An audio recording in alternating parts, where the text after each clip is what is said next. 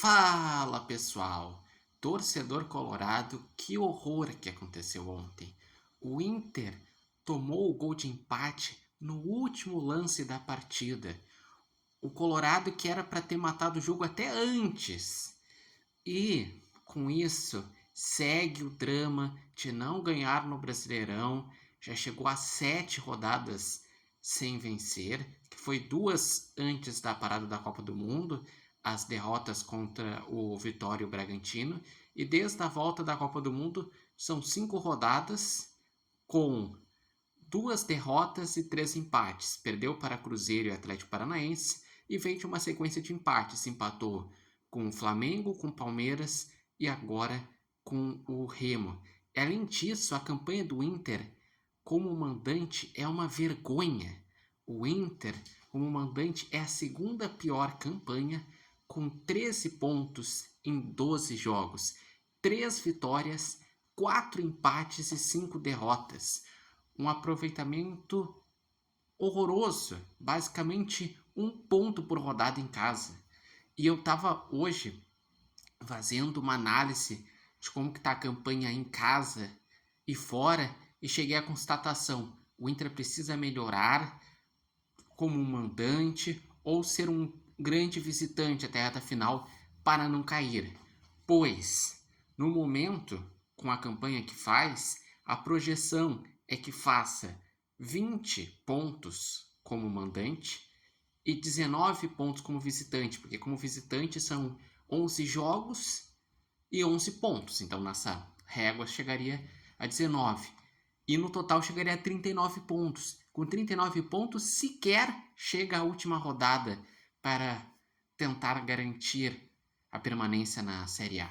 Então é muita coisa que tem que evoluir. E quem olha a partida do Inter é basicamente um reflexo de vários outros jogos que aconteceram, que o Inter criou chances, foi ineficiente e pagou pela ineficiência. Acabou tendo um resultado negativo. O Inter fez um gol com 3 minutos com o Carboneiro.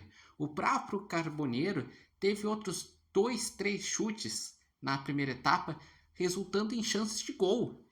Que teve uma que ele deu de cavadinha, que passou perto, teve outra que ele chutou cruzado. Então, só na primeira etapa, era para o Inter ter feito 2-0 ou até 3 se tivesse num dia eficiente.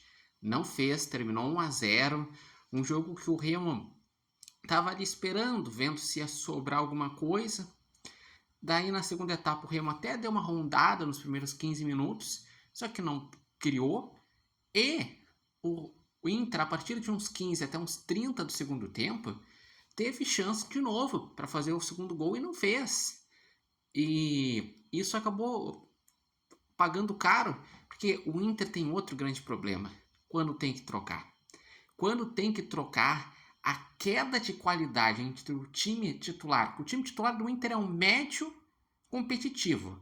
Agora, quando mexe, o Inter decai para um nível que, olha, que a estratégia no final é rezar. Porque, sinceramente, só vai decaindo cada troca. E ontem teve um vilão chamado Alejandro, que entrou, não conseguiu criar nada lá na frente, e ainda foi ele que cometeu a falta, faltando segundos para terminar a partida, e a bola desvia nele e mata as chances do goleiro no gol de empate. E não vamos botar apenas no Alejandro, vamos botar de forma geral que, como eu falei, o Carboneiro perdeu muitas chances.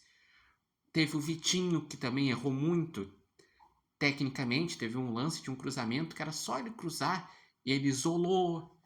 Teve também a questão de que o Internacional é um dos piores ataques desse campeonato brasileiro. Com 24 gols, ele só está na frente de times como a Chapecoense, como o Remo, o Vitória. De forma geral, é um dos piores. E tem números que assustam, tá? Fazendo um comparativo com 2016, tem muitas lembranças, muitas semelhanças, que o Inter tem que mudar essa realidade. Porque tempo para se escapar tem. Faltam 15 rodadas. Dessas 15 rodadas, são 7 jogos em casa, que eu diria que para realmente chegar lá, tinha que nesses 7 jogos em casa ganhar uns 5 e o resto pontuar fora de casa. Ou se não ganhar uns 5 desses 7, vai ter que ganhar mais uns 2, 3 fora de casa. Porque fora de casa vão ser 8 jogos. E o Internacional, as semelhanças que eu falo é time limitado que nem 2016. Decai muito com as trocas que nem 2016. Não consegue segurar resultados que nem aquele time. Vários resultados até que perde pontos incríveis, que é aquele azar de rebaixado que nem naquela vez. Campanha em caso horrível que nem aquela vez. Então, abre o olho, Internacional. Abre o olho que o Campeonato Brasileiro ele não dá chance para quem é ineficiente. Para quem é ineficiente acaba pagando por isso. E ontem, claramente, era um jogo que o Inter era para ter saído com os 3 pontos. O Remo, apesar de as estatísticas ali mostrarem 11 finalizações do Remo contra 10 do Inter, e cada um deu 3 finalizações na direção do gol, o Remo ele só tinha dado uns chutes assim, nada a ver, rondava a área, mas não fazia nada. A grande chance do Remo foi o último lance que acabou tomando gol, o Internacional. Então é bem preocupante, porque aí era a chance de o Inter abrir 3 pontos em relação à zona de rebaixamento. Com isso, só ficou a 1. O Inter tem 24, daí o Mirassol tem 23 em 17º e o próprio Remo tem 23 em 18º. Então tá bem apertado. E ainda tem que botar o adendo que o Inter é um dos poucos times dessa briga contra o rebaixamento que tem todos os jogos. O Vasco tem jogo a menos contra a Chapecoense. E a Chapecoense atualmente é um virtual rebaixado. Então provavelmente deve pontuar. O Santos tem um confronto direto contra o São Paulo. O Grêmio tem um jogo fora de casa contra o Botafogo. Então, a situação ainda pode piorar dependendo dos jogos a menos quando eles forem realizados. Então é bem preocupante a situação do Internacional e o Inter precisa ser mais eficiente, precisa fazer pontos, porque é melhor cobrar uma reação, uma melhora enquanto está fora do Z4, que mais difícil é reagir quando entrar no Z4. E se continuar assim, vai acabar entrando. E vocês, o que acharam dessa partida? Vocês acreditam que o que faltou para o Internacional foi realmente ineficiência? O que está faltando para o Inter voltar a ganhar no Brasileirão? E esses jogos que tiveram contra Flamengo, Palmeiras, o próprio Corinthians na Copa do Brasil, realmente foi algo que o Inter evoluiu? Ou daqui a pouco foi algo que enganou a torcida? Deixem aqui nos comentários. Lembrando que esse vídeo tem oferecimento de Papel Independência e vocês podem acompanhar o Repórter Matheus Wolff no TikTok, no Instagram e no canal do YouTube Repórter Matheus Wolff.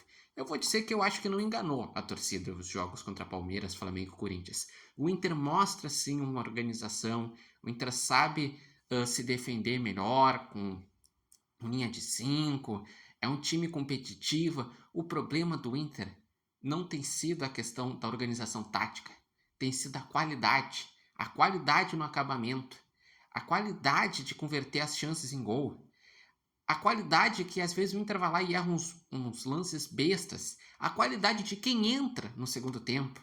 Então, para mim, o grande problema do Inter não está sendo tática, está sendo técnica, e aí que é o preocupante.